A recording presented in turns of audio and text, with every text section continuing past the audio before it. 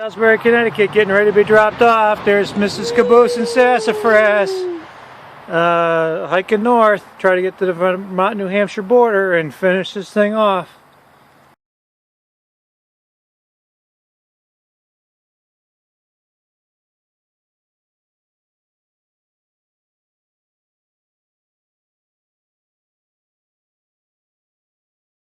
I don't know if you can read the sign behind me, but it says 1,500 miles from Springer. So for me, and 269.2 miles to Katahdin. So for me, at this point right here, I have 246 or 47 miles left to finish the trail. So that's what we'll be doing. Pretty exciting. See you later.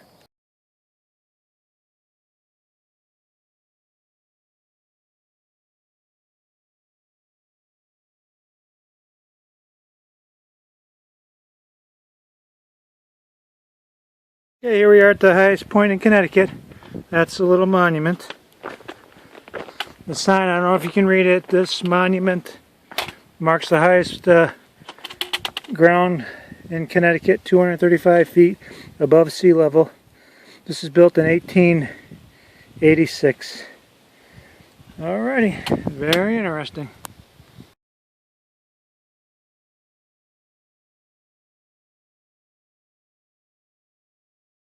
So I'm here at Sage Ravine.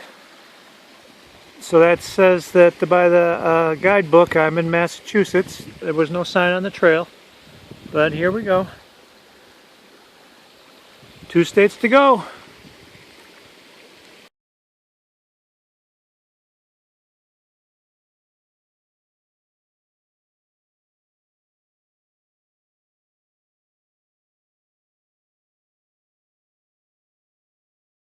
So I'm at the sign that says Connecticut-Massachusetts border, so I'll call that official.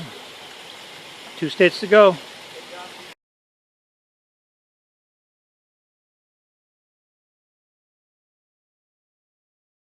Okay, this is the view from Race Mountain, Western Mass.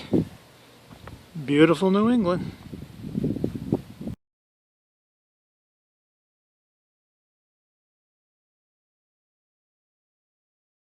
Okay, this is a trail going out Mount Everett. Steep little climb. Kind of reminds me of a little mini Mount Moosilauke. It's getting my attention.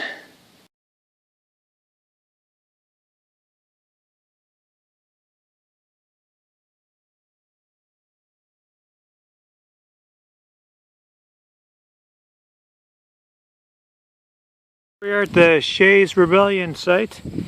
And just a minute ago, the water source was going to be they said streams.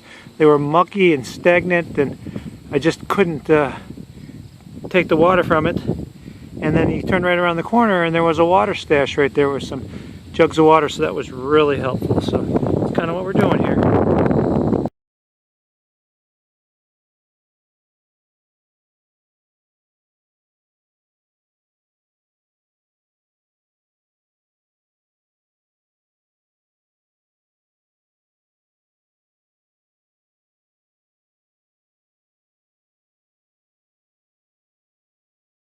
I had a really long, hard day. I'm at the South Wilcox shelter though, and got a bunk, if you can see, and just getting ready to relax for the evening. Was it a road in the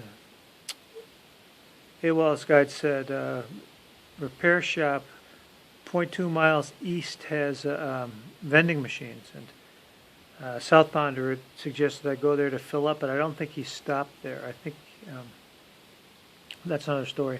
So I had it in my head all day to get soda there. So I go what I think is 0.2, and it's a curvy road, and there's nothing there. I probably walked a mile each direction, you know, on the 85 degrees on the asphalt, busy road. Got back. Thought, well, maybe they made a mistake in there because there was a couple of shops the other way, went west. There wasn't anything there, but when I went in finally into it, it was an auto body place, and I said, do you guys have vending machine? They said they used to, but they took it away because they weren't selling enough of it. And the guy there was so nice, said, where do you want to go? Brought me into Greater Barrington, and got a cup of Gatorade and something to eat, and rejuvenated. I sat in this air-conditioned car for a while and drove me back to the trail and hiked on up here and salvage what was becoming a pretty miserable day. So that's where I'm at. Tomorrow the plan is to go to Upper Goose Pond Cabin and see what that's all about. So film more then. Bye.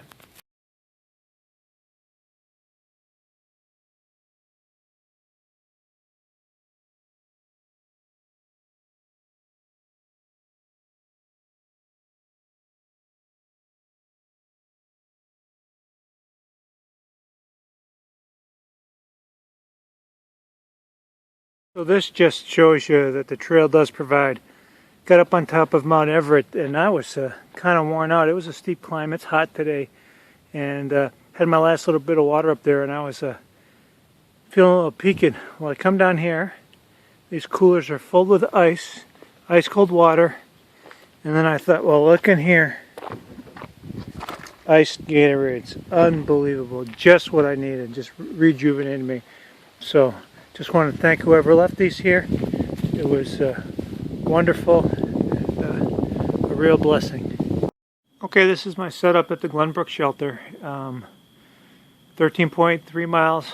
Got in here today. I was going to say at the Hemlock it's a newer shelter with bunks, but there are tons of groups of must be camps, and they're out here and they're taking up all the shelters. But I guess they wanted to come in here, but they saw me and they went up in their tenting up top. So it's kind of what I'm doing this evening. Gonna make supper and then go to bed.